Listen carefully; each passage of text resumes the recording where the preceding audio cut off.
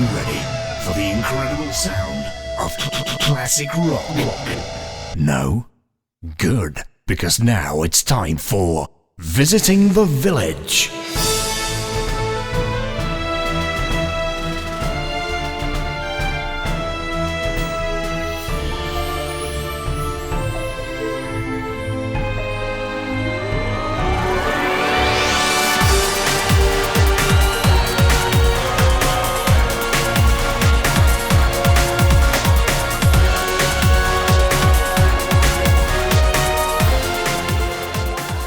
Hello and welcome to Visiting the Village. My name's Paul Kilduff-Taylor and joining me once again is the bounteous Ian Hardingham. Hello everyone. There was a major motion picture about me released this week, aimed at children. Did surprisingly well in Russia. Let's get out of this dungeon. It's the top story. Last week, Eurogamer published an impressively detailed and in-depth behind-the-scenes account of Lionhead Studios from start to finish. Truly an epic article, this one. Do you think Lionhead's woes were specific to Lionhead, or are there general games industry lessons to be learned? I think there are always games industry lessons to be learned by this kind of thing, certainly here. I think that the thing that's most unique to Lionhead is probably Molyneux. His evolving position in the games industry as it referred to Lionhead and to Microsoft in general. But also, I think that the thing that I found most exciting about this article, most interesting, is not really Molyneux going crazy when everyone decided to leave on a single day and being really rude to everyone. But just the idea that they basically all got bored of making Fable. Yeah. I got bored of Fable within 10 minutes of starting playing it, and they had to work on it for 12 years. And actually, when you look back at Lionhead and you think that they didn't do anything but Fable for, I think, an 8-year period, that's pretty scary. That's pretty depressing. I mean, on the one hand, I will admit that I'm just massively uninterested in Fable myself, but even if you think it's a fantastic property, I think that especially if you're someone like Molyneux who just loves making new things, you look at the stuff that he made in the 10 years before that, the sheer range of it, how different everything is, having to focus on this third-person fantasy game probably did kill a lot of creativity in the company. So that's the thing that I most focused on here. There's some really interesting stuff here. I think there's one of the things that I really picked up on was, especially sort of through the early days, they talked about how they didn't have any producers and they didn't really have a schedule and everyone was kind of allowed to do whatever they wanted. And sometimes that was really amazing and it led to a really amazing working environment. And other times it was a complete disaster, as you might expect. They didn't do anything on time. The work got duplicated. Everything was a giant mess. And that kind of brought home to me, something we've been thinking about a lot recently is production and how to make sure that things happen on time and in an organized way. It just really made me think like there is just you need both. You need time for both. You need the completely free-form thing where everyone can chip in, where everyone can do their own stuff and take weird risks. And then you need a really hardcore setup where, you're monitoring what people are doing almost on a day-to-day basis and everyone is on the same page. So it just really brought home to me how you can't overemphasize one of those two things. Yeah, I think that's right. I think you should oscillate between those two things. I think it's completely clear why you need the strongly produced, strong direction phase. And everyone's going to get burnt out in this ridiculous industry if they're doing that the whole time. That's really unworkable. That sucks all the fun out of it. I think spending a month or so being able to be a little bit more free-flowing and creative, not worrying too much about deadlines and so on, always looking over your shoulder, and then spending a month tidying everything up, doing everything that needs to be done, having a strong direction is probably quite a good way of going about that. I mean, it's so interesting, to get down to a level that's that banal, really, when thinking about Lionhead and the history of Molyneux. Again, I sometimes wonder if he should have just gone off and actually been Microsoft's creative games director, rather than actually continuing to try and make Lionhead work. And I guess he didn't, in the end, didn't make as much money from Lionhead as he would have liked, although I don't know how much it was actually sold for. But you sell out to Microsoft and you're going to get into a difficult creative situation if a big publisher owns you, I guess. I mean, one of the points that's emphasized in this is Lionhead sold to Microsoft for, I think it was about 10% of what Rare sold for. Oh, so right. the acquisition by Microsoft was really seen as like a bailout, basically, of them, absolutely failing on Fable, and Fable wasn't going to be finished.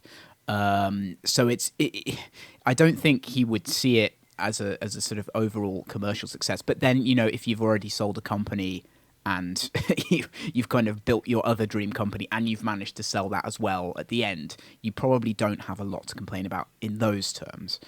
I think, yeah, you're right. It's weird that they turned into this sort of Fable production house, and that really shows you, just the massive difficulty there is when you don't have a hit game for a while, and then you suddenly do. He came to that off the back of, Black and White 2, and the movies, all of which were, I think, had a complex reaction, if not just sort of a generally negative one. And then having a massive hit again with Fable, knowing what to do and having your structure make sense when that happens, is incredible. And it really took them by surprise. I love the story that their initial E3 booth was behind a giant screen at Microsoft's sort of area. And then it became clear that Fable was good and they moved them out into a special room. That's the change that can happen overnight when something's doing well. The special room treatment. Well, I'm glad for Molyneux that other people find Fable more exciting than I do. that's your takeaway from this, is just several years later to complain about Fable. I quite like Fable 2, but the camera controls were annoying. There you go. PayPal are to remove purchase protection from crowdfunding related transactions in certain territories. Previously, customers had 180 days from the end of a campaign in which to request a refund. Does this mean anything for the future of crowdfunding? I don't think this does. Looking deeper into this, this actually isn't happening in the UK. I'm not entirely sure why. It is happening in the United States. I thought originally maybe this was just to do with how likely people are to claim when something goes wrong with their Kickstarter, which I would imagine people in the West less likely to do, or maybe West in first world countries less likely to do, but maybe that's just complete nonsense. But I don't know how many people are pledging money to Kickstarter, and wouldn't if they didn't feel PayPal's safety net under them. I think it's it's interesting to look at. It sort of feels like it's a sign of the waning faith in Kickstarter, but I kind of not sure that it's much to do with anything. Yeah, it's almost certainly because PayPal are just annoyed at having to deal with more chargebacks. I think you're going to get a lot of chargebacks, a lot of refund requests from crowdfunding, irrespective of whether something's gone wrong or not. So to me, it's just sort of a brute force way of them going, look, we can't deal with this load of stuff. PayPal basically as a company wants to not exist. They don't want anyone to ever have to interact with them for any reason. They just want money to flow through their system and to take their huge percentage of that money. So that's kind of completely in keeping with their usual behavior. Sure, and that's all fine, but also, I mean, why should they provide payment protection for this when crowdfunding is surely everyone understands that it's an integral part of the business, that you might not get what you are pledging for? Yeah, I mean, that's a difficult issue with consumer rights in general. It's one of those things where everything's innovated before the legislation has come in really to cope with it. I just don't think you can have crowdfunding if you have purchase protection for the customers. I just don't think that can work. Well, I mean, I wouldn't necessarily go that far. I think that how can you have something which, by its very nature, is speculative, that guarantees the money back? Like, the money has been spent on trying to develop a product. Where does the money come from if that project happens to fail? Yeah, I mean, it's all about the criteria that you set on the the consumer rights in that instance. I don't think that the correct line is nowhere, but I agree it's difficult. But who should be who should be protecting the consumer in this case? Yeah, again, that's something that you need to set legislatively. It depends on how Kickstarter are acting legally. It depends how the companies are acting legally.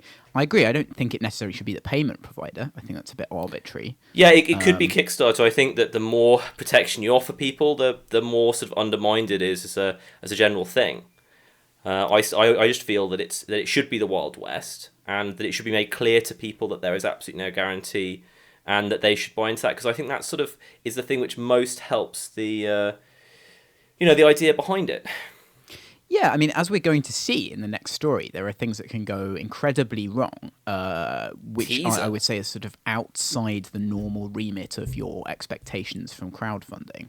And I'm not sure zero, consumer protection is the right line for either a state or Kickstarter themselves to take on this. I mean, the simple fact of the matter is that the more consumer protection you have, the smaller percentage of the funding the companies can have. I don't think you can get around that. The money that has to pay for the occasional things that go wrong has to come from the revenue to, say, Kickstarter as a whole. That has to be reserved by Kickstarter, which means a lower percentage for the final for the final people making the projects. So it's kind of a question of what percentage. They currently get 90, I think. What would be reasonable? Maybe Kickstarter could charge another 10% in terms of sort of insurance protection for all of Kickstarter.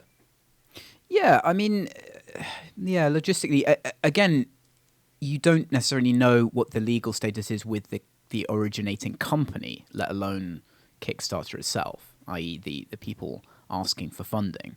So in terms of liability, I think there are still some difficult questions to be asked there. Like perhaps, for example, taking all the money and buying a house with it should leave you liable to pay that money back to customers. Whereas perhaps that's not Kickstarter's liability. So putting the responsibility on the person, on the specific people. It's difficult to get to a good place where clearly egregious activity gets punished, but sort of incompetence doesn't, which I think is what we want from this. Yeah, there has to be... I agree. What you're saying is people should be allowed to fail, and I think that's fine. I mean, the extent to which you should be allowed to fail, I don't think it's not a binary thing. I don't think you should be allowed to ship people a cardboard box with a computer drawn on it when you say that you're going to make a computer and have no recourse for a refund there. That seems absurd to me. So if you can find examples like that, then I think that there are some stipulations you could make as to what is not good behaviour, with the caveat that things are going to fail. Sure, I think you're right. There are egregious activities that people can do that there should be some recourse on. I mean, then it's sort of who chases them. And that's, again, it's simpler for Kickstarter to just have a big pot of money to cover things that go wrong at the expense of everyone than trying to, get law enforcement to chase these people, which is not something that I particularly want the states to have to pay for. I still think it's kind of the Wild West, and I'm kind of relatively comfortable with that. Maybe we should move on to the next story, which is about this let's nasty segue. situation. Segue now. So backers of Peachy Printer, which is a great name, a $100 3D printer, have been told that they will likely not receive anything for their investment, according to a co-founder of the company behind the crowdfunded device. The other co-founder embezzled company funds in order to buy a house for himself. Now the company is completely broke and unable to deliver. This is quite extraordinary. A few people have said that they find these explanations really dubious. They released a video where the sort of embittered founder interviewed the other founder who confessed to buying this house. Is this the worst Kickstarter disaster yet? I guess I haven't heard of worst, although I'm not sort of that terrified by this. So the slight interesting detail here is that one of the co-founders basically needed to buy a house, or wanted to or something, and he borrowed the money from the company and has actually paid some of the money back. So I think it's kind of short of complete embezzlement. Having said that, I don't think that that's the reason people aren't going to get their $100 3D printer. I think the entire concept is flawed. I just don't think you can make an $100 3D printer right now. I think that, Right. that nothing was going to happen anyway, and it's bad that this guy has embezzled money to build himself a house. Yes. Did they have a picture of the house in the? I mean, it's extraordinary. The videos on this are truly extraordinary. I've never seen anything like this. The first founder is basically giving out the details of the Canadian police handling this as a legal issue. It must be, as you say, embezzlement. I mean, I think it fairly literally is embezzlement. I don't think you can really get around that. The whole thing is unbelievable. And here, as we were talking about, the recourse that you have here is just a standard legal one. What he's done is clearly illegal in terms of how you can run a business, and they're asking for backers to kind of get involved with that. So, yeah, I mean, and you're right. Obviously, it was a fairly ambitious, kind of crazy project to start with. But in terms of, do you think anyone should have been prepared for this in any way? No, I mean, not specifically. Again, though, I think that this isn't the first time this happened with Kickstarter, so it's clearly not not a completely strange thing to happen. I guess, I don't want to just keep on the same opinion, but I still think that the more you try and legislate stuff like this not happening, the more you constrain some of the creativity and the wonder of Kickstarter. Is it worse that this guy stole the money to buy the house, or that they presented an opportunity which is just, in my opinion, clearly impossible? I think that's a genuine question, because the reason you put money into it is because of what they've promised you. Yeah. The fact that, you probably weren't getting your thing or your money back anyway. So while, one of them is a crime and clearly a worse individual thing to do, I'm not sure it's the worse for Kickstarter. But maybe that's a bit of a crazy point, but I guess you probably know what I mean. Yeah, I think that's a slightly finely positioned point there. I'm not sure you can really equate those two things, actually, to be honest. There's nothing Kickstarter can do about this, but then he's flagrantly broken the law. So I kind of feel that that's okay. I don't necessarily think Kickstarter should be responsible for enforcing the law. Here's the thing, right?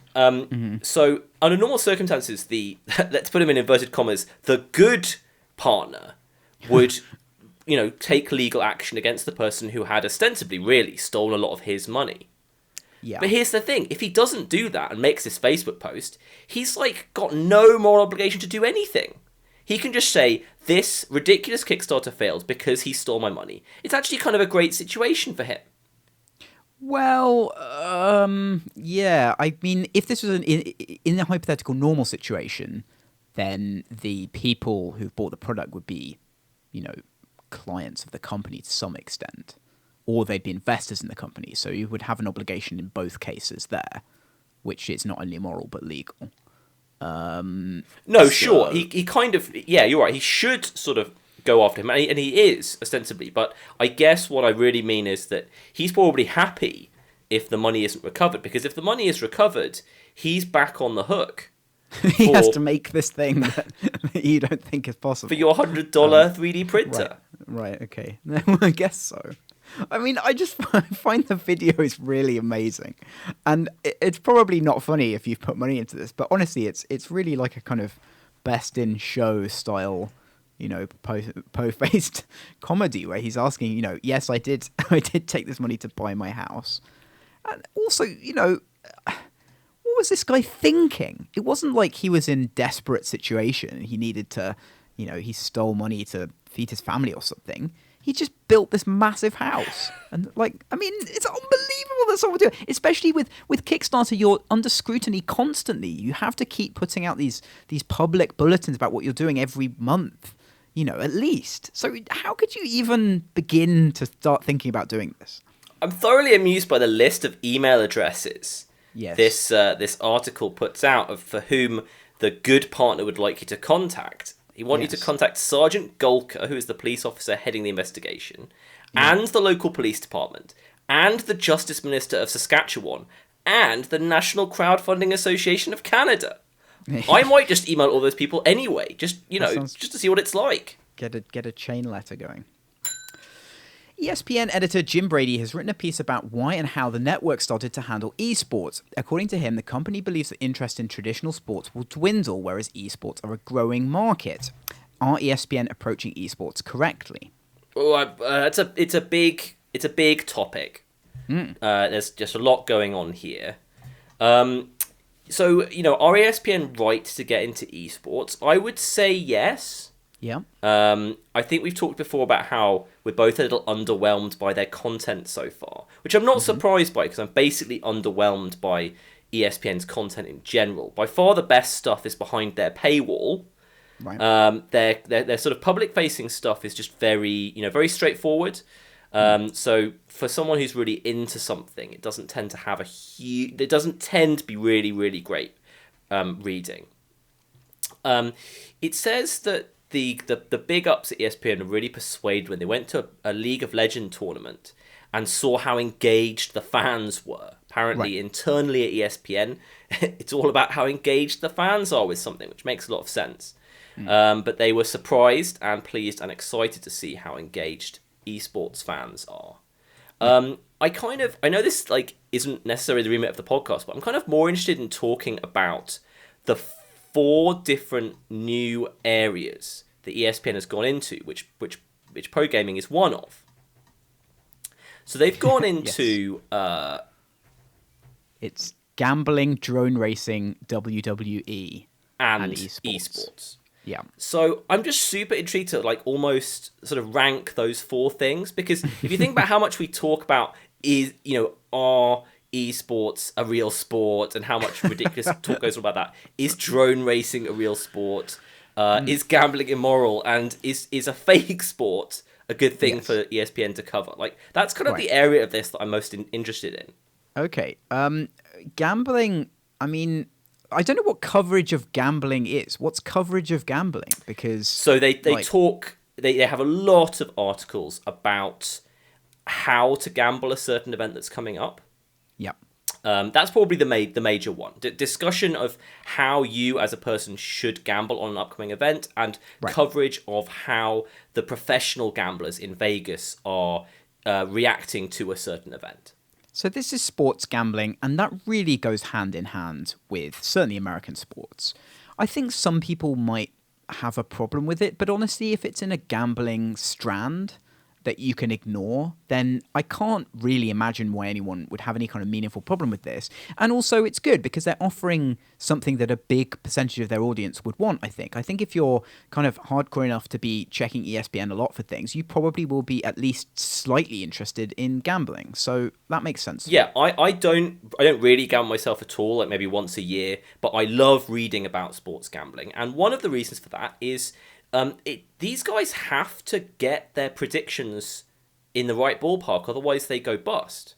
Yeah. So, you always want the professionals' weather forecasting, and you'd like to see what the professionals think when a team that sort of is a public outright favourite matched up against someone else, and you find that the professionals have a completely different line on things. That's just obviously good sports reporting. Absolutely. And also it's good, I think when you're a fan, it's good to know what the expected outcome is. To me, that's a very important bit of information when you go into watching a match of something. Is what do experts of different stripes expect to happen? How can you tell a sports story without starting off with what is supposed to happen? Right, and you encounter that so much, with different things. I think a lot of the time it's because fans know what's expected to happen, and that's sort of implicit. So if you come into something as a casual fan or completely from the outside, you often don't know that. And you're right, it's the most fundamental. It sets the stage for the entire drama of what's happening. So I think we both agree on gambling. Yeah, we can agree that there's not much link between gambling and esports in terms of whether ESPN should or should not cover it. Yeah, no, it's a totally different thing. The other two things, though, I think are interesting. So let's start with drone racing. Yes. Which would seem to me to be quite a lot like esports. Yes. I guess. I think that's fair. And also, some of the same organizations, Red Bull, are involved with drone racing. I've never watched drone racing. I have heard people talk about it. I would watch it once. It strikes me a bit like remote control car racing. It seems very similar to me. And I have watched that once and it was okay. I wouldn't watch it a lot. Drone racing feels a bit faddy to me. Maybe there's some great stats on drone racing viewership that someone can show me to prove that wrong, but it doesn't seem like something that's going to be that interesting in the future. Yeah, I'd definitely watch a drone racing game. I'd be interested to see that. In terms of logging onto ESPN every couple of days and reading the drone racing news, I probably feel like I need another hook. Like I need to be gambling on it, for instance. Or I need to have, it needs to be like an international sport where a guy from England is doing really well and we're supporting him or something. Yeah, you need some context. Things like that, I watch the Red Bull Air race and stuff. It tends to be, quite hard to follow, especially like airborne racing is boring as all hell because there's like a big space around everything, and I don't know. It's that one I'm very dubious about. Yeah, I agree. Need This reminds me of the boating thing, Yeah. where there's such they've trying really hard to make competitive sailing an interesting sport to watch, because I think they fundamentally believe that it is and it should be. If the viewer could understand the data, on the screen, they would understand that it was actually a very, very exciting sport. But they keep struggling to sort of use CG graphics to try and show you where the lines are, where people are trying to get to. And the final one on here is WWE. I don't necessarily have a problem with this. It feels to me like it might have some of the same issues as esports in that it's a very particular community. I feel like the WWE community is very highly segmented. So there's probably a lot of people who just want to watch the shows and then maybe read like the WWE fan sites. There will be really, really hardcore people who want to debate everything on forums, who know all the inside information. And ESPN's probably best aiming at a mid-tier. And I think for WWE, my immediate, intuitive, no information reaction is probably that the mid-tier is a bit small. I do have a problem with ESPN covering wrestling. I worry. Well, it depends a little on how they cover it, but I have to be quite contrived to find a good way of covering it that doesn't cause me some problems. I think, talking about the business of wrestling is fine. ESPN talks plenty about the business of other things. And there are obviously a lot of similarities, and using wrestling as a lens through which to view sport, I think can be very rewarding and interesting. If you're going to have ESPN covering the events that happen within this scripted thing, I just wonder how that basically interacts with your coverage of events that are non-scripted, and I think that's quite problematic. If you are, I believe that sort of authenticity and truth is an important aspect of covering basic sports. I think that a lot of the magic of sports comes from the fact that you allow yourself to get involved in what is a larger than life thing. A lot of it is pretty contrived, pretty crazy, and a lot of it is put on. But I think that people are happy to connect with all of that in the league as a whole, because the thing on the field is definitely completely straight. And I think that there's an aspect of wrestling which undermines that. So, The Masked Man from Grantland, his book about wrestling, which I'm about 60% of the way through, it kind of deals with this issue fairly upfront. And his argument basically is that the is wrestling real stuff was really thoroughly dealt with during the course of wrestling's evolution. Now to the extent where wrestling is kind of effectively happily postmodern, that nobody who watches wrestling is even slightly interested in talking about that, like beyond sort of 8-year-old kids. So when you have something that is, the fans want to know both the real behind the scenes and the fake storyline stuff. They want that presented to them in a completely honest and straightforward way, generally. So I don't feel like that's a particular issue for the people who are actually going to be reading or watching this coverage. However, when you look at this article, the link that it takes you to from this general discussion of their coverage is about wrestling being covered on SportsCenter. And that's where I feel what you're talking about comes into sort of strongest relief, because how do you put wrestling alongside these other things? Does the coverage pretend that it's real? Does it take this sort of fan-specific line of, embracing both the reality and the unreality of it?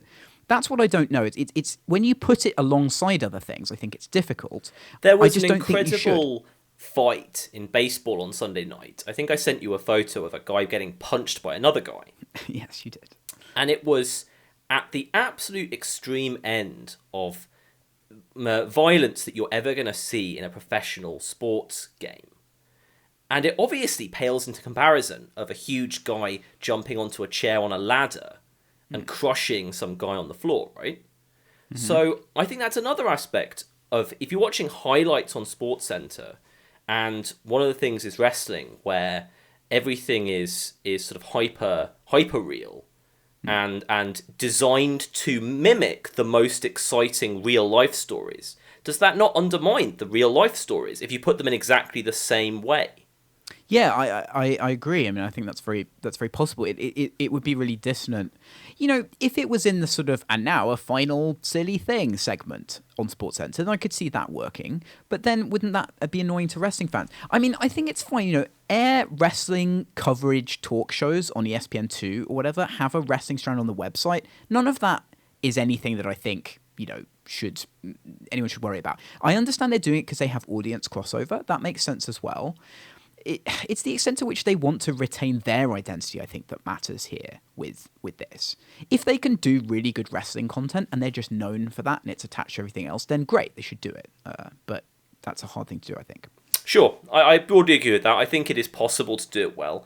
There are going to be a section of their users who don't like that, and I happen to be one of them. But, especially with the younger crowd, which they may be having trouble connecting with, this could possibly be the right move.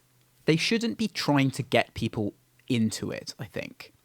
I think they could do that with esports, but I think wrestling is the wrong thing to do. I don't think they should be advocating it to the rest of their audience, because I feel like that audience knows what it is already. I think you're right, and actually, I mean, that would also be exceptionally unlike ESPN, unless ESPN was about to buy some wrestling content. Yeah, because they tend to push the stuff that they have live content of. Yeah.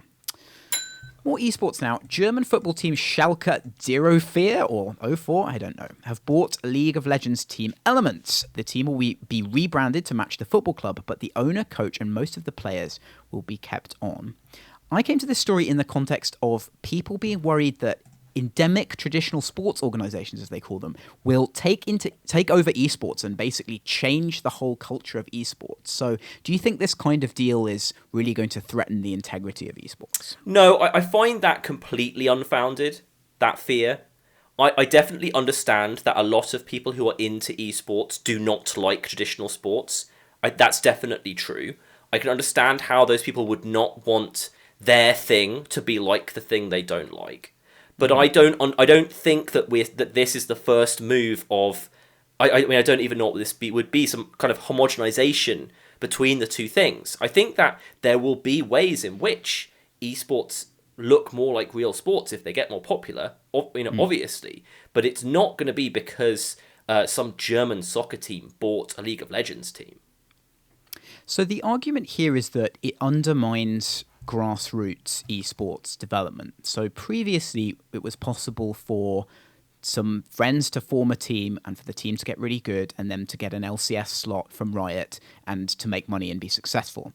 And now what people are saying, and I feel like this is just unfortunately a sort of integral downside to something getting big, they're saying that if you're a team or an organization or an individual who has a lot of money, you can now just buy in. So you can take whoever you want, whichever players you want, you can basically buy your way into these tournaments. And because of the structure of esports, you are definitely excluding other people from coming in a grassroots sense because they won't be able to make money initially to compete with you to buy those players. So I get it from that point of view. However, I think the problem is the problem that we talked about before, where there's a singular organization that runs the game and the league that's preventing that access. Yeah, that problem does seem, I don't, if something gets big, then there are going to be higher barriers to entry. Yeah. That just seems to happen necessarily in anything in our kind of culture. They could maybe try and find a communist league or something. Beyond that, and I guess that's sad, but I'm so overwhelmingly more interested in there being enough money that I get this presented to me in the nice, brilliant way that I want, that I'm not trying to start a grassroots esports team, so that doesn't upset me that much. Right, but if you're a competitive player, I think it could upset you significantly. I think that not everyone would aspire to going to play for like a big corporate team. And it's very important to remember that esports effectively came out of basically LAN parties. It's about being the best in a certain place at a certain time being meaningful to you. And I can totally understand why, more so with other things, why it's bad for that it's become this commercial thing.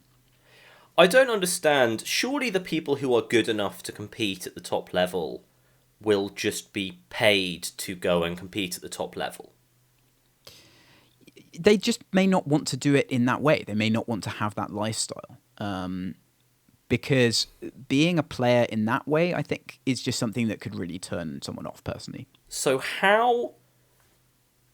I'm struggling to understand how... I can understand how that you would get a person who doesn't want to travel and be in a big organisation. What aspect of this is different, though? Because surely there will still be tournaments close to them. Right, but it's the fact that people want it to emerge organically from the scene itself and not to be created by organizations from outside the scene coming in order to make money. And I'm not sympathetic to that view in commercial ventures, but I think I am here because I can understand how that changes the entire culture of what you're doing to something that you don't like.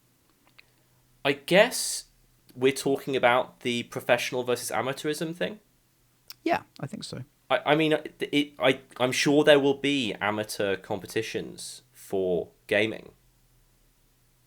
I mean, I guess I'm just kind of really struggling to understand, like, a world in which this doesn't happen with success. And you know, if you're really good, then having the opportunities out there would seem like a good thing, even if you didn't end up using them.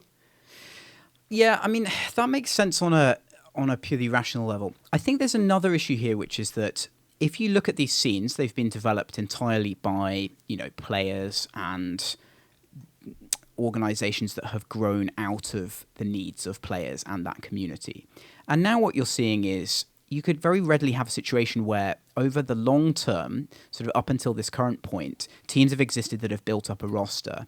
And then another company can just come in and buy all of those players. They don't need to buy the team. They can just say, hey guys, here's a massive salary. It's 5 times what you're earning right now. And you all get to stay together as a team. Good luck keeping that loyalty. So effectively, people who've been building this scene originally have absolutely nothing to show for it commercially because they can just be sniped now by any large sports organization or media organization that wants to come in. And again, that's kind of inevitable, but I'm not going to argue that that's not a terrible situation for some people. I guess I can connect with that affecting a very, very small number of people. But when compared to the number of people who have like an actual opportunity to earn a living doing the thing that they love, then I think it just pales into insignificance. I'm not sure that this creates more opportunities for people to earn a living doing it. I think it changes the nature of the existing opportunities for people to earn a living doing it. So you don't think this brings more money into the sport? That is kind of equivocation because that's not necessarily related to the other issue. Surely the number of people who can earn a living is related to the amount of money in the sport strongly. It depends on where that money is concentrated, though. Okay. I'm just going to say that I'm pretty sure it would be very strongly correlated with, like, how much money was being paid to the labour force will be strongly correlated with how much money there is in the sport as a whole. Yes, but you could very readily end up with a situation where it becomes unviable to be a small team. So only...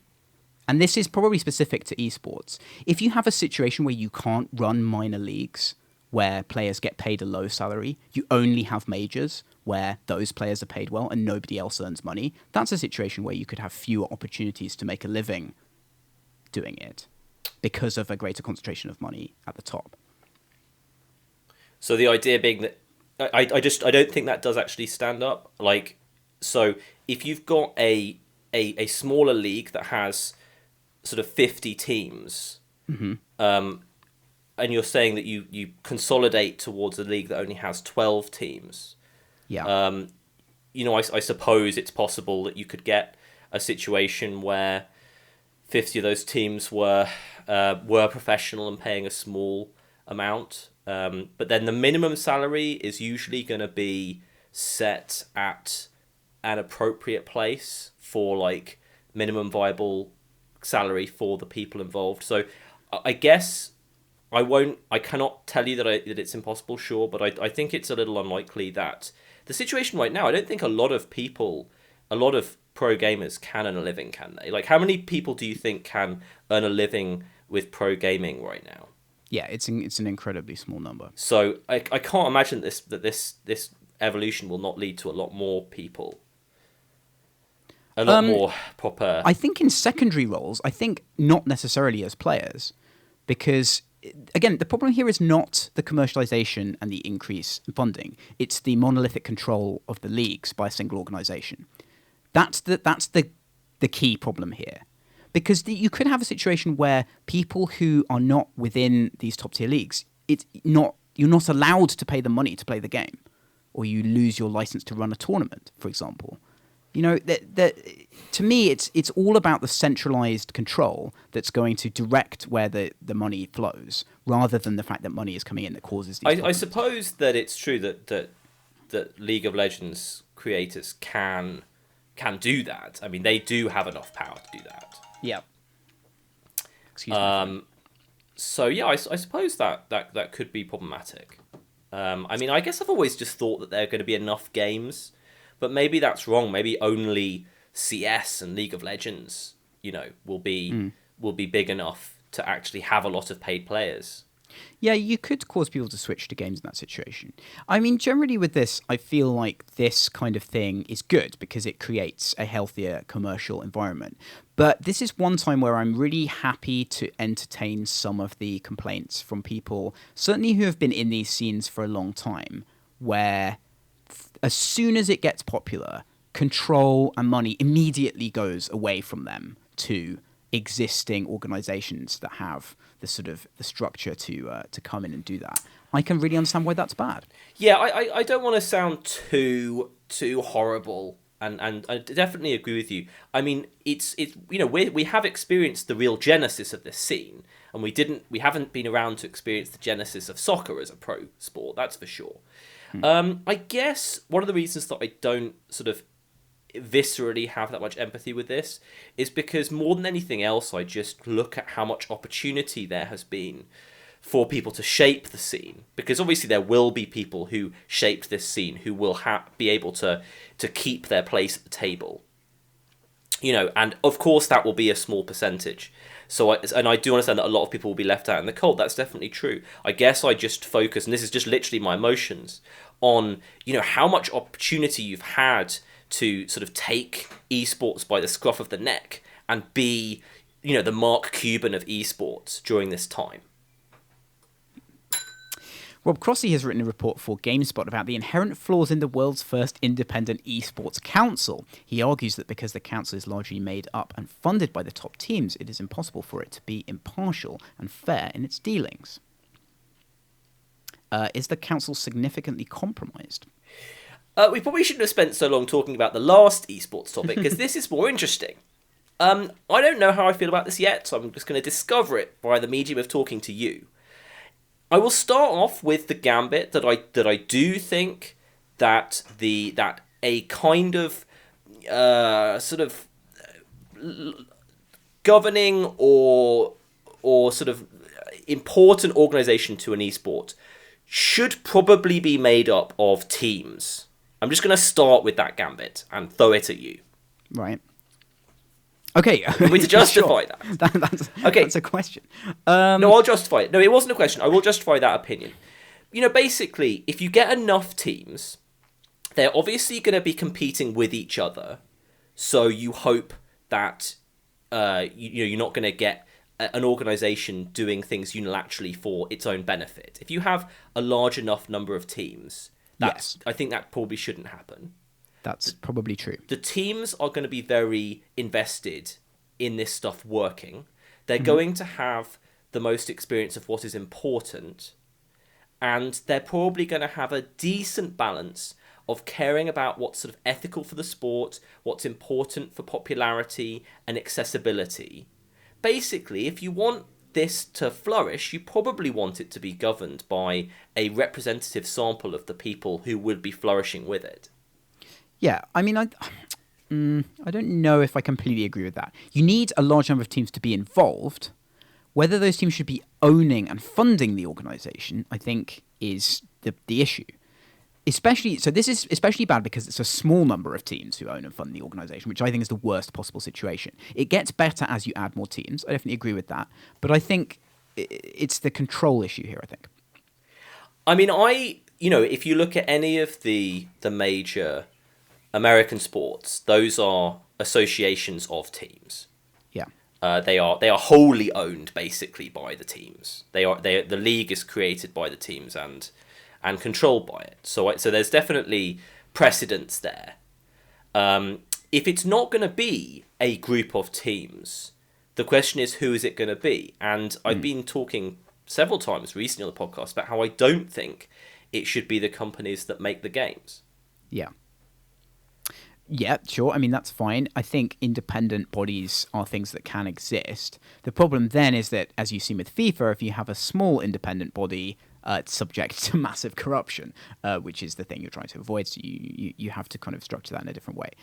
I think the problem is most of what Rob Crossley is arguing here is about how bad this looks. And I think it does look really bad. So they need to do a couple of different things to mitigate that. One of those things is, I think, perhaps having a central body that is independent. And the other, I think, is involving lots of teams. I mean, I'm just going to go in a completely sort of different direction and just say that maybe the next thing that works is the first league that is made by the richest 16 teams starting a league themselves. Because why wouldn't they? Because, in fact, the top-down approach of someone coming and starting the ESL and then getting teams involved is actually, it doesn't tend to be the way around these things work best. You get 16 teams that have some money behind them and they want to own all the TV rights. They want to have all of the advantages they can. They want to have as much product synergy as they possibly can. They've obviously got the power to get away from ESL, whoever it is, because no one's got very much power right now. And they can start like the groundbreaking new thing. Indeed. Apparently the reason Star Wars Battlefront didn't have a single-player story mode was so that it could be released at around the same time as The Force Awakens opened in cinemas. Apparently the company is working on a sequel which is due out around the same time as Star Wars 8. Was this the right call? Well, it probably was the right call because at least they made something which, by all accounts, is very good for a shortish period of time online. So I'd much rather they released a product with fewer features that was sort of just about legitimately excellent at a couple of them. And that's definitely how I feel about this game. I haven't played it, but I've talked to a lot of people who have. It obviously looks great. It sounds great, apparently. And for the first couple of hours, the multiplayer is really, really fun.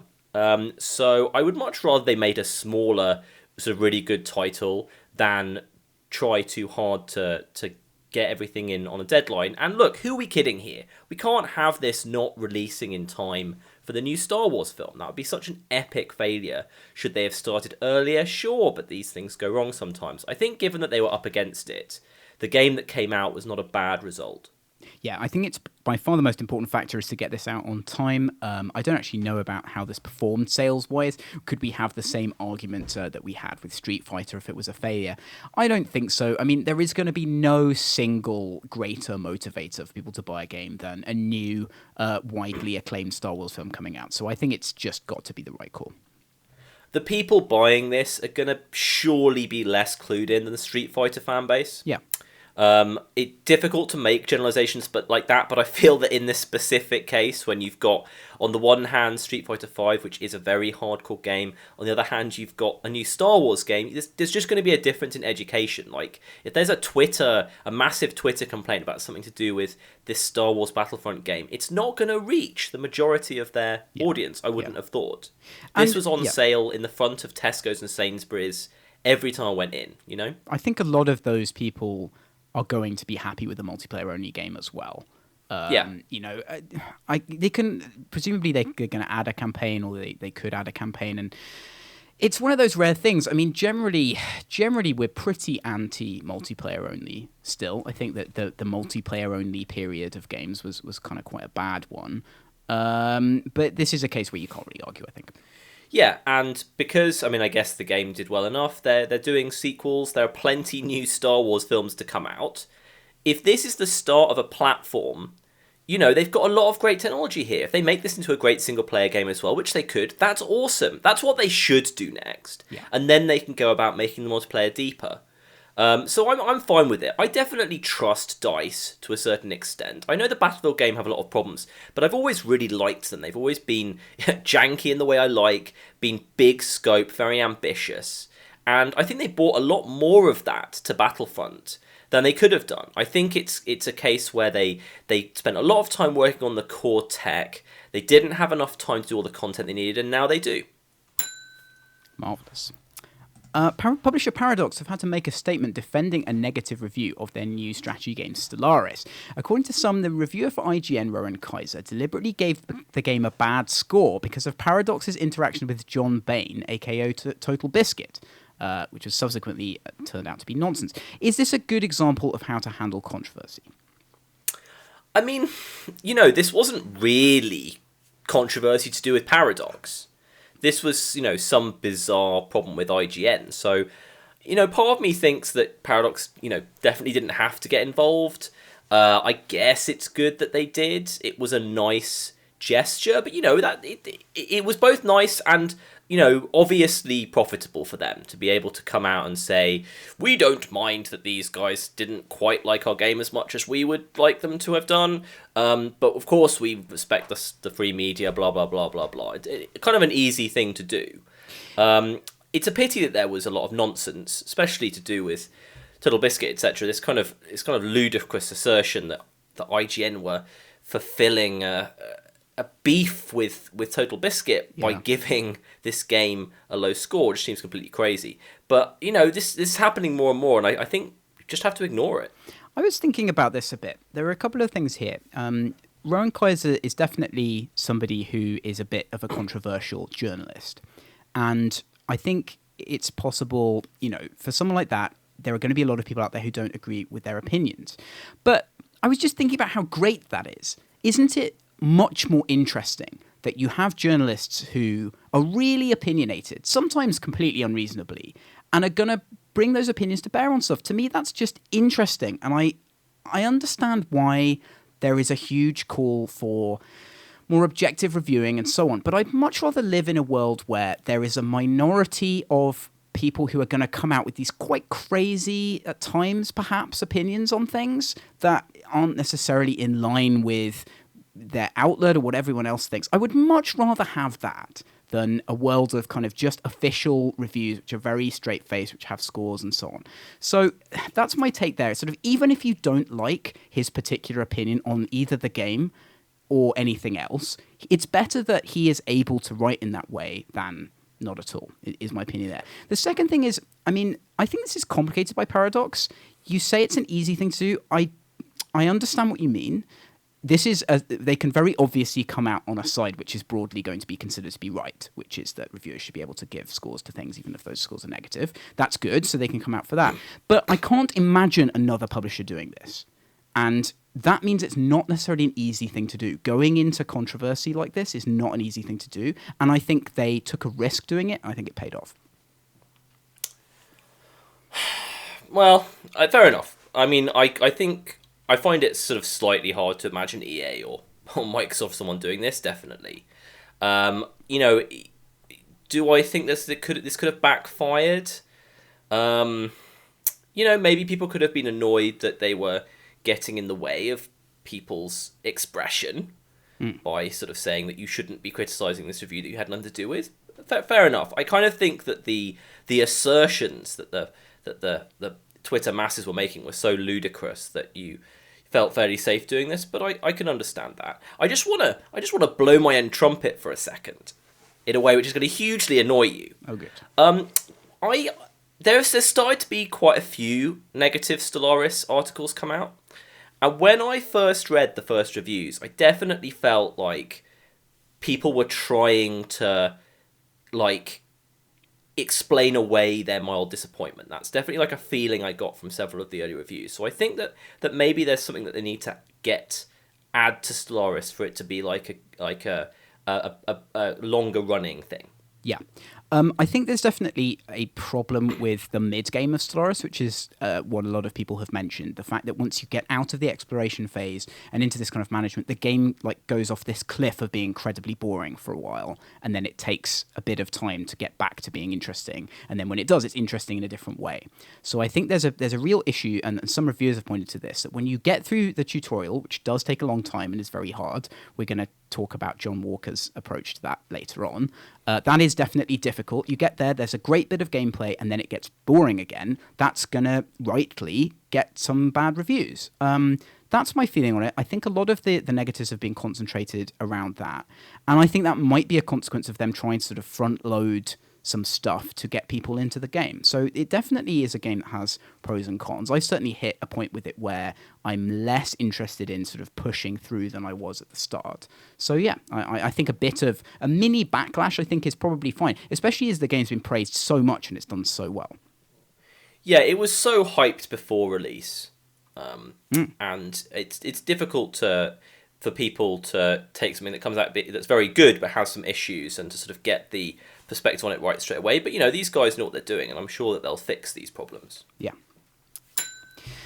More reviews now. Fans of Uncharted 4 have launched a petition asking for Metacritic to delist the only negative critical review of the game. The controversial review was given by the Washington Post. Interestingly, the newspaper published 2 reviews of the game, and the first was much more positive, but for some reason Metacritic decided to use the second. Also, the score which was used on Metacritic was not published by the Washington Post.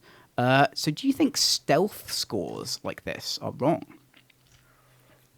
Yeah, did producer Jimmy write this intro? He did. I think I'm not sure that that there were 2 different reviews is quite what I've been reading here. So my story is that that the Washington Post, and there's a lot to talk about here. The Washington Post ask their games reviewers to submit reviews with review scores.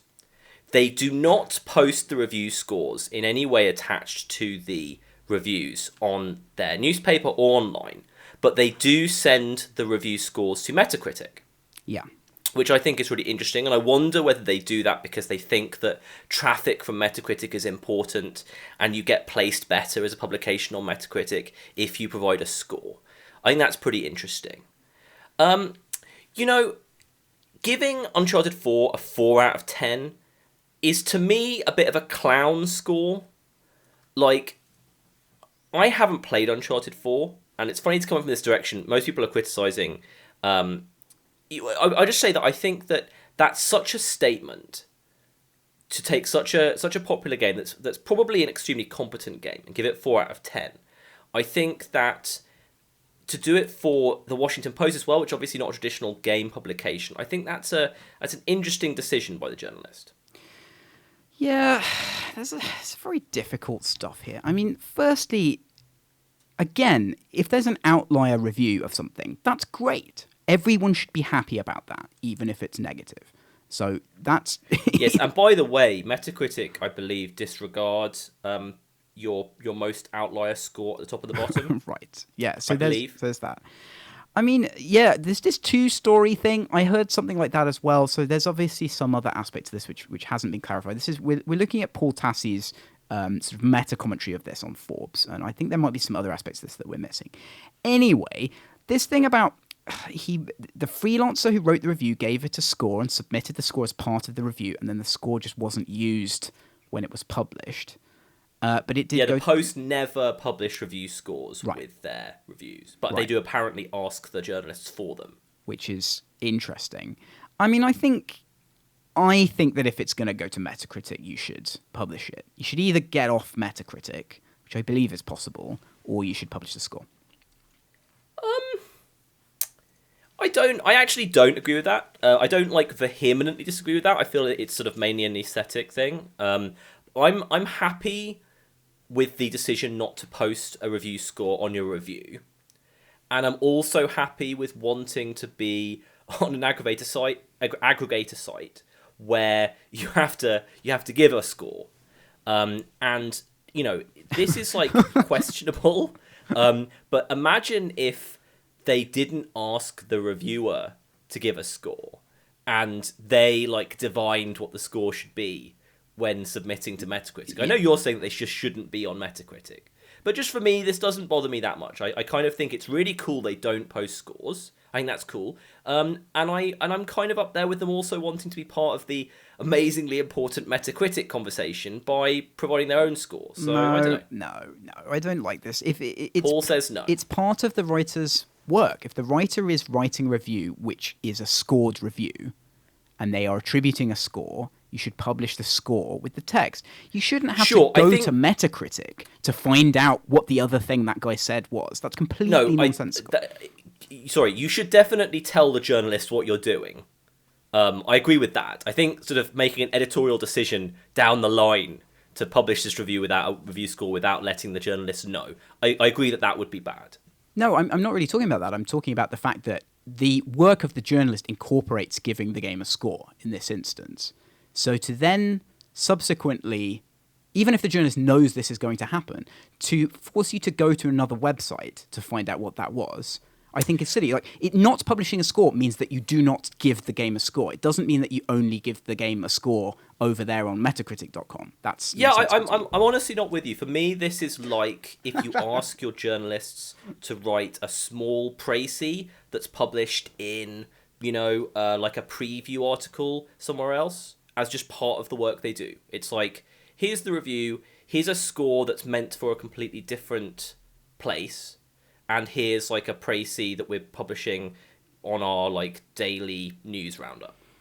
Yeah, I think that's just a completely disingenuous comparison, because a précis is not something that inflects an entire review, and it doesn't have its own set of values and cultural history associated with it, whereas a score does.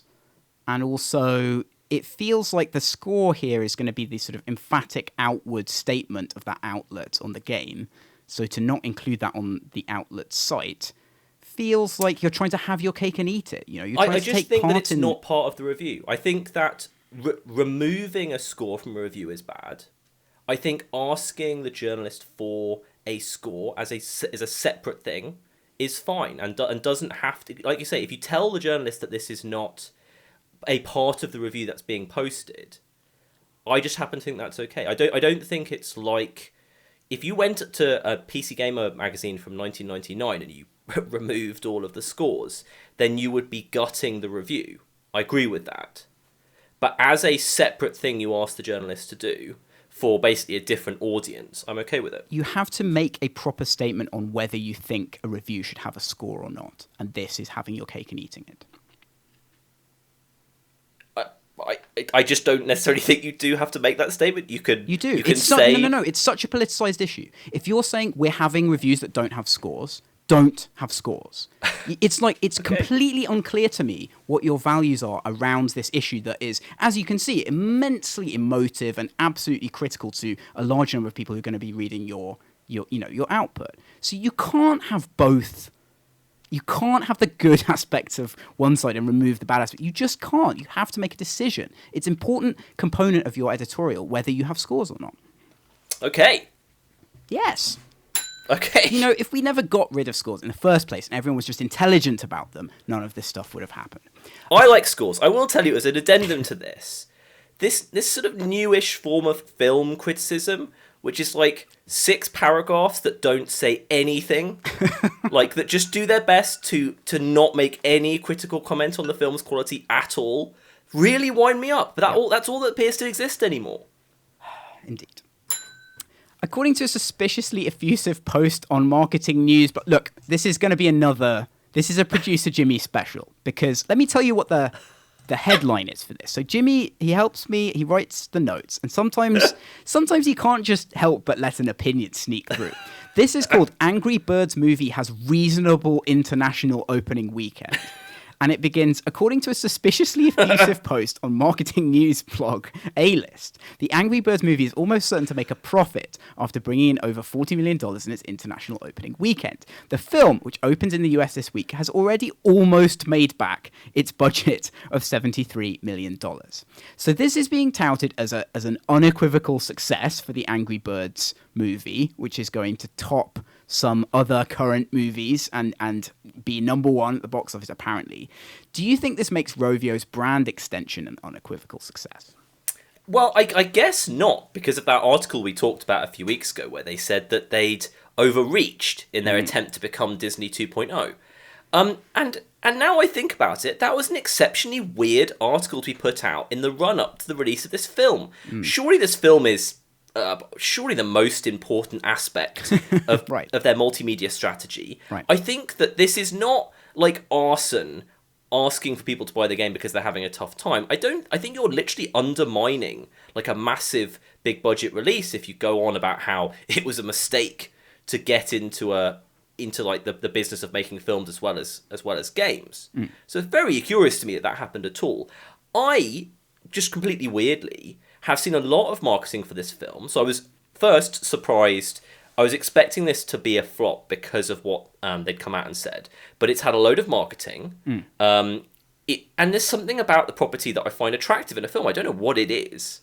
I guess I quite like the property, so I'm not surprised this is being a success from my own personal viewpoint. I'm going to show it to my kid when it comes out on rental. Yep. And if they were sort of retreating from their Disney aspirations before, and this makes 50 million profit, what are they going to do now?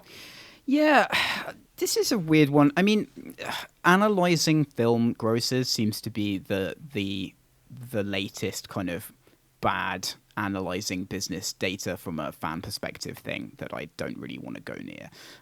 It looks like this is doing okay. If articles are coming out saying it's doing well, it's probably doing okay. So let's just take it as read that it's doing okay.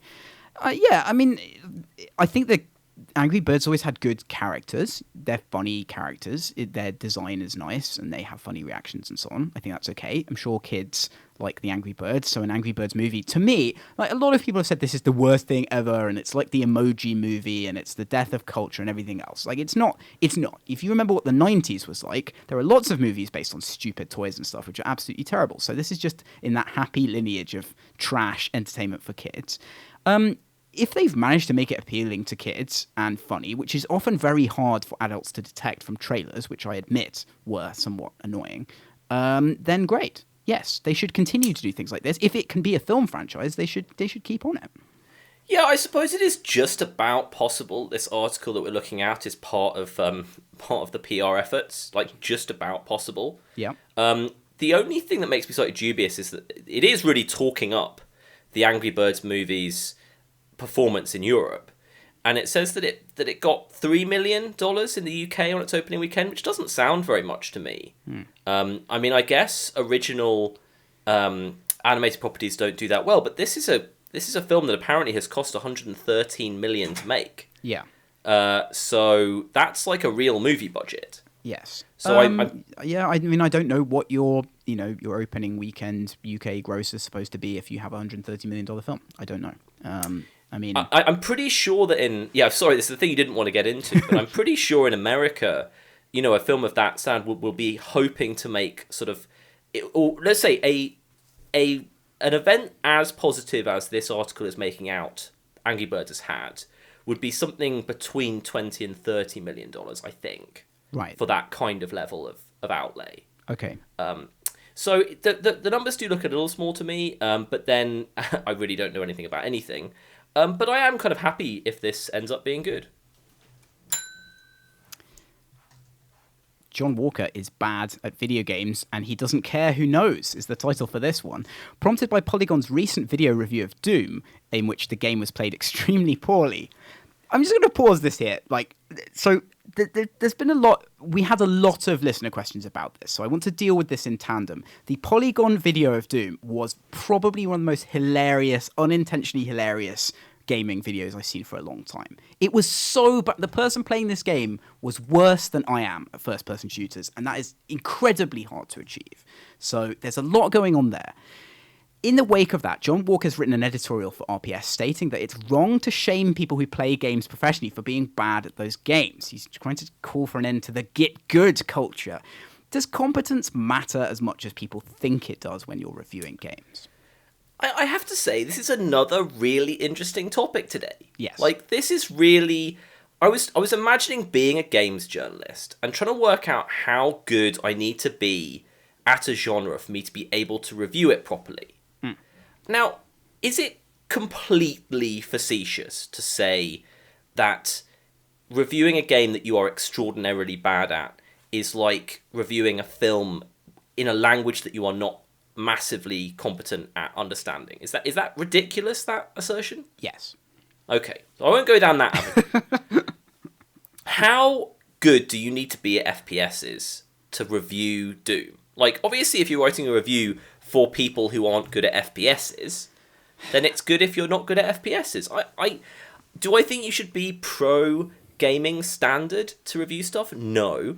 Do I think you need to be good at adventure games to review an adventure game? Well, it depends whether you have a problem with how hard it was. If this dude's review of Doom is like, I had a great time, then it's kind of okay if he had a great time and didn't do very well. But if he goes on about how hard it is, it's because he's completely terrible at games. That's bad.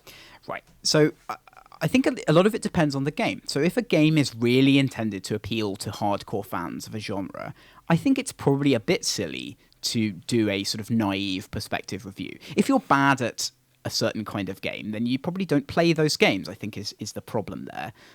It would be a rare case of someone who really loved a genre and was completely terrible at it constantly, although that could exist. So I think you need to look at the game. Doom is a game that needs to appeal to both fans of FPSs and kind of, I suppose, casual-ish FPS Fans of players. gaming in general. Right. So for me, if you have someone who is bad at those sort of games, I mean, I could review Doom, and I've played Doom, and I'm really bad at those games, and I have opinions on them, and I think that's fine. But you have to make it clear what your perspective is. And if a lot of people reading your site are hardcore players, they don't want to know, what you think about it, and they'll go somewhere else. Maybe you can have 2 reviews from 2 different reviewers. That happens sometimes as well. So I don't have a problem with this in general. I thought this was a good article by John. I think he's tackling this thing head on. As usual, he comes at it with some massively strong opinions, which you can take or leave. I mean, I feel like it's okay for people to criticize journalists for being bad at games. I think if you put yourself in the public eye involving games, if you're bad, then you're going to get flack for it. And I don't think that that's wrong, unless the flack is particularly unpleasant or rude. I kind of think that it's just an expected part of being involved with it. Yeah, I think, I think basically the current status quo is probably absolutely fine. I think if you're a print journalist, there are probably quite a lot of them who just, maybe aren't massively talented at FPSs and they do like FPSs. So, for instance, just an example, and then that just doesn't really matter because it takes them a bit longer to complete the game than other people. If you're a YouTuber, I imagine that you're pretty talented at games, or you're playing games where that doesn't really matter. Yeah. And, your first playthrough of a game will not look completely ridiculous because you've got some difficult to describe talent that means that you don't look like that dude did when he was playing Doom. Yeah. So I think it's probably okay. I think it's really interesting to look into. I'm not surprised that John Walker, who likes adventure games, is antagonized by the idea that he's not able to do his job properly if he's not able to beat the third boss at Dark Souls. But again, most major publications, as you say, have a different journalist for different kinds of things. Yeah. And that works out fine. I feel like also this is another sort of overreaction to, of course you're going to get people saying that you suck and that it's bad that you suck. I mean, even things like if you watch Northern Lions Binding of Isaac play, he is amazing at, he can beat Binding of Isaac almost every single time, which is incredibly hard in a randomly generated game. To me, that is the height of skill. And his comments are always full of people saying how bad he is and what he's done wrong. So it's turned into this sort of internal meme within that. So it actually it's not related to your skill, is the other thing. There will always be a group of players who are better than you who think that you're terrible, unless you're a professional player. So there's no escaping from this at any level. Yeah, it's tough to produce content on the internet now. You get engaged with a lot, and a lot of that is negative, and we talk about it all the time. And you're going to have to find a way of dealing with it, or you're not going to be able to do it. I think, to me, some of the sort of stuff of this that's a bit silly is that this happens with single-player games, because it doesn't matter how good you are at single-player games, because they're not competitive. People who are trying to treat them as competitive... Like, I think, smack-talking someone for being bad in a competitive environment is just something that's going to happen, and there's ways you can do that in a nice way with new players and ways you can do it in a nasty way. So it's all about your intention and how you do it. But with single-player games, I mean, it's so inherently stupid anyway, because single-player games are sort of about entertaining yourself, really. Sure, I totally agree.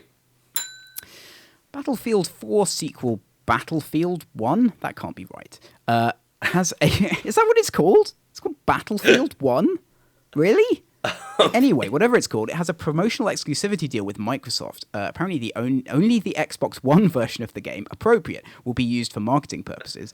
EA believe that this will not have a detrimental effect on whether PC or PS4 players will pick up the game. Is it going to have any effect? I do think it'll only have an effect if people are confused about whether it's available on their platform or not. Right. I broadly buy into the thinking of EA. It certainly reflects mine. If I have a game I'm really looking forward to, like, say I was looking forward to Dark Souls 3 a lot, if it was Xbox One marketed, which a lot of games are, and I'm a PS4 guy, that's not going to turn me off buying it. It's not the same as, I think exclusive, like literally platform exclusive games have a real sheen about them. Yeah. I think that there is something really exciting about a game you can actually only get on one platform, but this is just not anything to do with that. This is about whether, when you see your multi-platform game advertised on the TV, whether it has Xbox One stuff plastered all over it. And no, I don't think it matters really. So this Eurogame article is phrased as a question: when a game partners with a console you don't own, does that put you off the game? And the top comment is no, and it has 32 upvotes. So I think that's a fair statement from the comments thread there. It is a bit weird. I mean, yeah, you don't want confusion over the fact that it's on the platforms. The platform holders have such issues with you talking about the other platforms. They kind of want to pretend they don't exist. And I understand why that is, but it also seems a little bit outdated to me. Like, it takes 5 seconds to find out whether a game is on your platform or not. And if someone sees an advert for the game, they're probably going to focus on the game and not which little ident pops up at the end.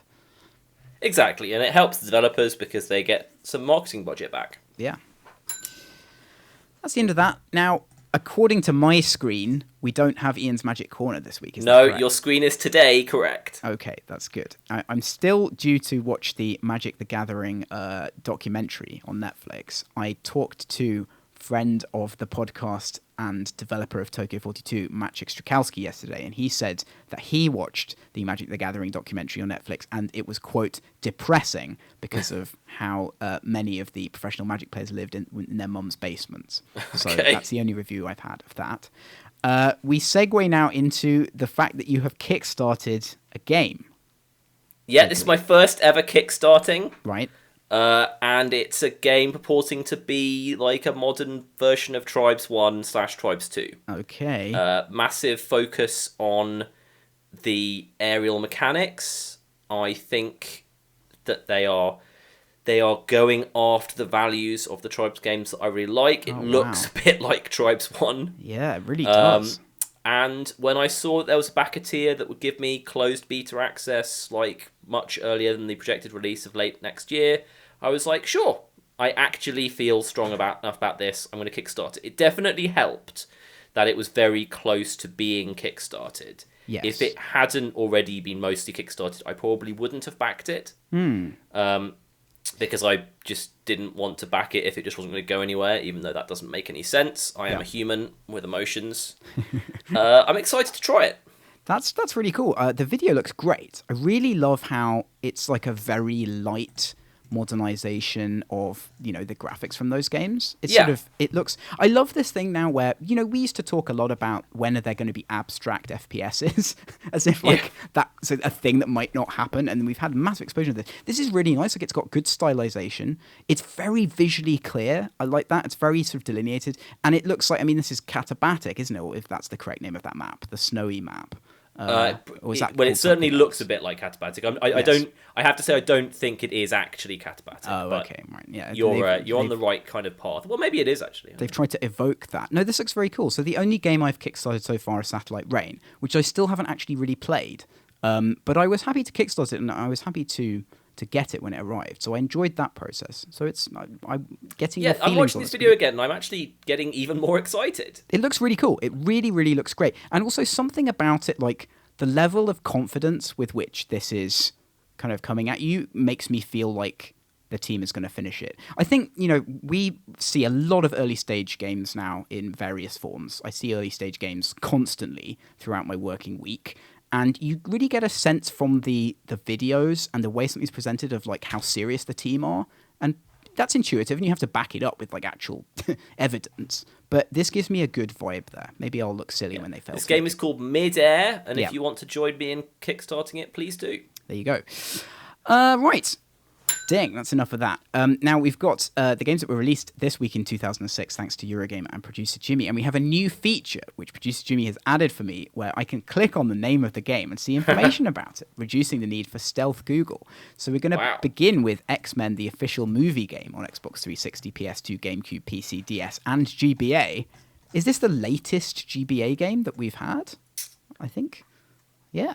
Well, it necessarily must be. but Yes, we I was haven't trying to had- work out how to. we how to haven't had describe the any response now. we haven't had any GBA games for a long time is what I'm trying to say. Yes, X-Men the official game. It doesn't, I don't even know what kind of game it is. These links go to Wikipedia, which slightly defeats the point of having them. So I don't may give have to go- screenshots, I know, alas. that's a shame. The Da Vinci Code on Xbox, PS2, and GameCube. I said PS2 twice. I'm going to have to Google this again now. Jimmy, your method failed because I need screenshots. Anyway. I don't know what kind of game this is. Is it an adventure game? It must be, sure. It looks like it's It looks like a match 3 game It looks like Myst actually. with match 3 elements. Yeah. Oh my god. Okay, So it's well that pretty was bonus. a bad idea. Urban Chaos Riot Response. I've heard of that. I think that's an expansion to Urban Chaos, I think. Or, It is not. It is a first-person shooter video game developed by British games developer Rocksteady Studios and published by Eidos Interactive for the PlayStation 2 and Xbox. maybe it's an expand alone. Heroes of Might and Magic 5. We forced friend of the show Alex Malakian Hayes to play through almost every Might and Magic game at one point. I can't remember what he said about this. He didn't have the best time. The Might and Magic series was not something I ever experienced. Yes, don't know about you. Ever play Might and Magic? No, game? no. Namco Museum 50th anniversary. The sound for an arcade compilation should happen there. 2006 FIFA World Cup Germany on the PSP. Metal Gear Acid PSP. The only thing I remember about this game is the Mega 64 video that kept saying Metal Gear Flaccid, as I've mentioned on the show many times before. Dr. Karishima's Brain Training on the DS. Wow. This was a wow. big, yeah, you know, that's a pretty seminal game. That was a Seminal is the word. yeah, a real fad game. Yeah. People really believed it could make your brain better. It was all extremely specious. Yes, apparently it was. But if you like doing Sudoku, I guess you enjoyed it. That's enough of that. Right, now it's time for the top 10 UK Steam games. And at number 10, it's the Witcher Trilogy Pack at 63% off. Number 9 is Final Fantasy X or X. 10X or X minus 2. These games and their numerical systems. HD Remaster, 20% off. Hearts of Iron 4 Paradox, just cleaning up again. Number 8 for pre-order. Hearts of Iron, I think, is probably one of those franchises that they will never be able to modernize. It's certainly extremely opaque. And this hasn't had the buzz of a Stellaris, but it's still doing really well. They're just cleaning up with those strategy games. Yeah. Salt and Sanctuary, number 7, 10% off. It's just been released. I I don't have really know that anything about on the this. PS4. Yep. Yep. quite like mechanics, really turned off by how it looks. Stellaris at number 6. Total War Warhammer pre-order at number 5. Ark Survival Evolved at number Still 4. there. It won't die. The Witcher 3 Wild Hunt plus expansion pass at 35% off. Doom is number 2, and The Witcher 3 Wild Hunt is 50% off and number 1. That's quite a boring week, I think. So we'll move on to your listener questions. We've had a crop here. We'll start with a long form one from Scipio Asheronis, frequent questioner. Thanks for this. He describes himself as VTV Senior Thief 2 / Naughty's Era Games correspondent.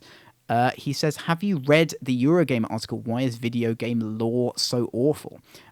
Yes, I have. I agreed with a lot of this. I think there's always going to be problems. We did talk about this a fair amount last time, actually. I think it's about an underinvestment in that as an idea. It's about the constraints of games, and it's about the conditions that writers are generally placed under. We have a trifecta of terrible things that affect video game law.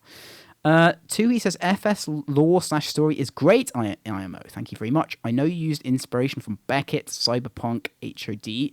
Is lit background uncommon in devs? I don't know. I've not met many other people who work in games who've done certainly like English degrees or read a lot of non-genre fiction. There are a few people out there. You've talked to quite a few devs about sci-fi, I think. Yeah, I don't get the impression that lit crit is or English as a degree is particularly prevalent, but I haven't met a whole load of game writers, so I don't know. Yeah, I mean, game writers, I think, generally, in my experience, seem to come from more of a movie writing, TV writing sort of approach to things rather than a literary approach to things, which makes sense because those are the sort of the closer disciplines. And people who work in those fields tend to be a lot more interested in stuff within those broadly, I would say, than the kind of really massively in-depth study of literature. So I guess it is fairly rare. Yeah. 3, is weaving narrative and backstory into an interactive game a unique skill set that requires mastery of literature in games? No, it really isn't. I mean, you can really come at narrative from a whole load of different directions, and you absolutely do not need an English education or sort of a broad knowledge of literature, which is certainly something I don't have, in order to do that. I think there's so many different ways that you can do it. It's like saying, do you need a classical musical education to be able to write music for games? No, you don't. To Shrike asks, are you altruistic enough to follow the id Carmack pattern of releasing the source code of your games a few years after launch? What do you think? No, definitely not. Causes loads of problems. With especially the multiplayer game, you worry about security. If I'd written an entire engine from the ground up like they did, then I would feel it was worthwhile. But I don't really for our games. B. San Bizzle asks, where do the storks pick up the babies, and who is neatly folding the white blankets? And the answer is Toby Pinder, who asks our next question. Polygon Doom movement. Thoughts on what reasonable skill expectations devs should have of reviewers? So a different angle on that. I don't really have much expectation of that. When we send a game out for review, I think it's nice when an outlet assigns their strategy guy to our games, strategy person, I should say, to our games. But I don't really have a big problem if it's someone who doesn't sort of get it. I'm always intrigued to read reviews by someone who doesn't get it as either a sort of genre or an approach to game development. I think that could be really interesting. So I think our games are not of the level of inaccessibility where you start having to really worry about this. We certainly try and make our games accessible to most human beings with brains. Yeah. So we don't mind too much. We just want them to really like them. Binster asks, I omitted his question about robots that he asks every week. But seriously, do you think the withholding of review copies of Doom helped or hindered its first week sales? Interesting question. I'm going to go with no. I mean, were the reviews late? The reviews were late, weren't they? Yes, they were. Yeah. I think that the buzz around Doom is enough to like hold up a 2 or 3 week hype period. Yeah. And that's fine. the reviews, I think, have extended the hype period somewhat. So I think in this specific case, it might have helped it very slightly.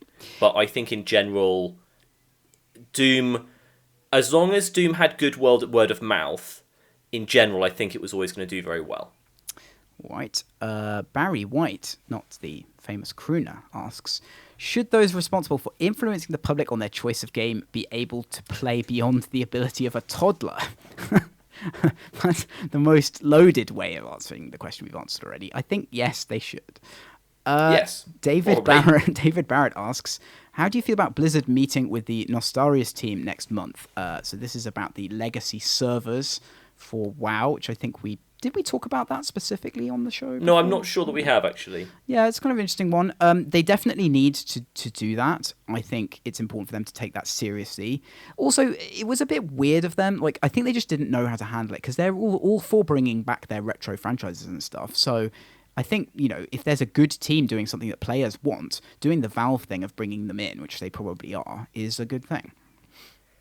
I'm afraid I don't really know the background about this at all. It's just about legacy servers for WoW. Okay. Like, they were running some separately, and Blizzard shut them down, and then there was a big complaint. So, I think it's just about picking up on something players want and doing that. Okay. Miodrag Kovicevic asks, when releasing a multiplayer game, how long should you wait until you act upon balance issues players are upset over? What do you think about that? I think if it's a clear problem, you can address it straight away. With these things, it's very often not a clear problem, and it usually is something where you think it's better for new people's accessibility versus not so good for the metagame, in which case you should wait a bit longer. Yeah. That's just a very thorny question. Like, what to change and when to change it is just very, very hard, and I think you just have to take it on a case-by-case basis.